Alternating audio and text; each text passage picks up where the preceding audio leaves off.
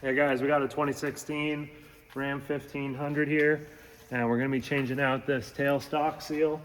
Now this transmission, it's not the ZF 8-speed. I think it's the 6-speed.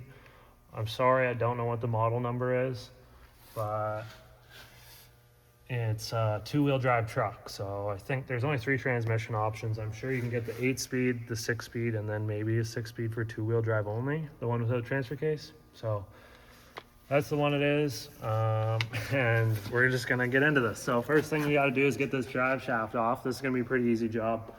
And they're gonna be 15mm bolts. So let's just get those buzzed out.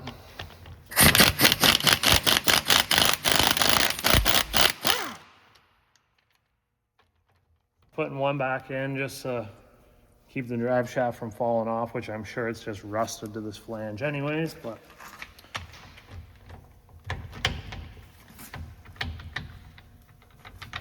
I don't know if I'm gonna be able to get this on it.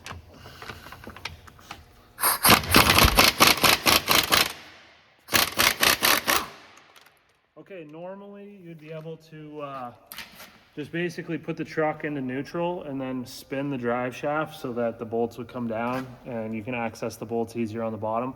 But in this case, I have the axles and stuff pulled out, which you don't have to do, but I'm changing parking brakes and all that stuff. But it's nighttime here in the shop and we wanted to make a video for you. So we're just sort of working around this.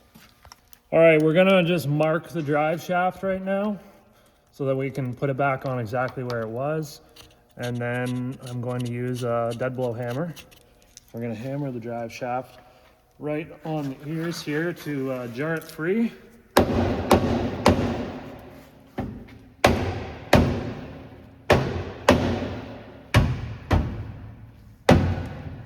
Okay, and now we can take this bolt out that we left in here.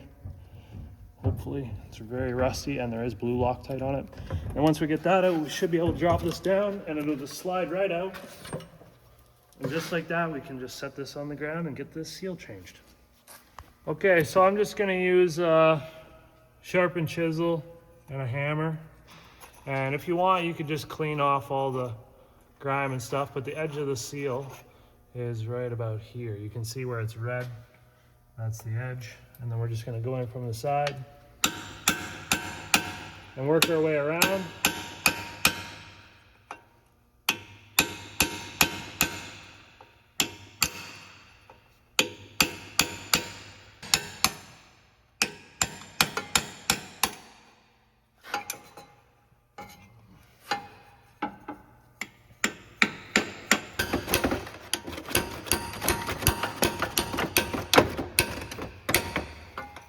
So the exhaust is going to be in the way here when you go to do this side. And then also anywhere along the top, you're basically not going to have any room for the punch. So you can just try, what I'm going to try to do is just fold the seal in on itself to hopefully let it release, because it's about this deep in there and they have sealant on the side, so it gets really stuck in there. But yeah, we just need to get it to come out this way. So basically just gonna try to fold it on itself. We gotta watch that we don't damage the shaft that's in there. Okay, that's it. Now we're just gonna clean this up and put the new one in. Sorry. I'm just wiping all this dirt and stuff off of here where it's been leaking. Clean it up a bit, and that way we can see if the new one's leaking at all. We want a nice clean surface. And we also want to just clean up any corrosion or sealant that's left over from the old seal that's on this edge.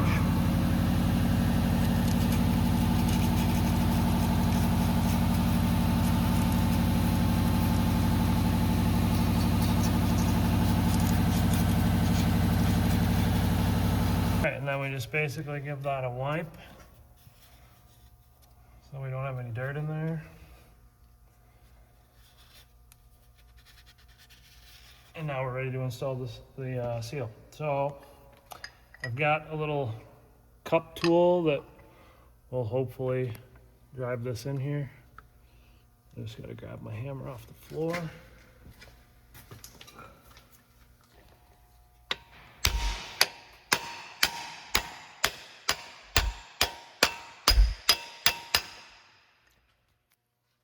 just like that. So we got this little weeping hole that's on the bottom.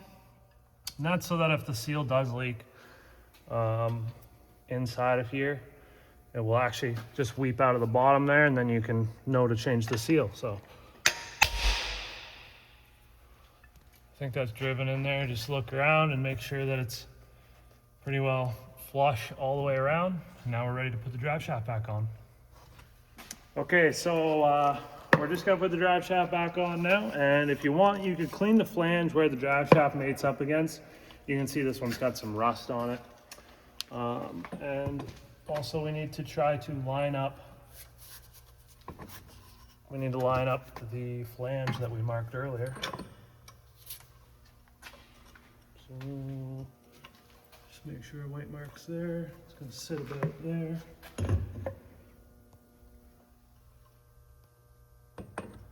Try to put this in as square as you can.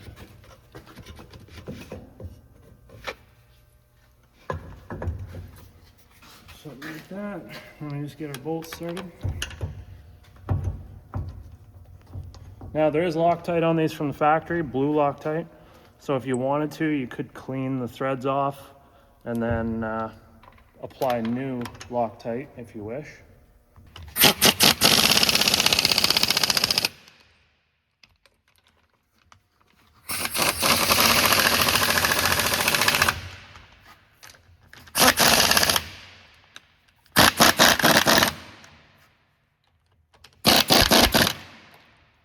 So it does actually say to use Loctite. It does want you to clean the threads and put the Loctite on. And then once we get these snug down, torque them down 85 foot-pounds.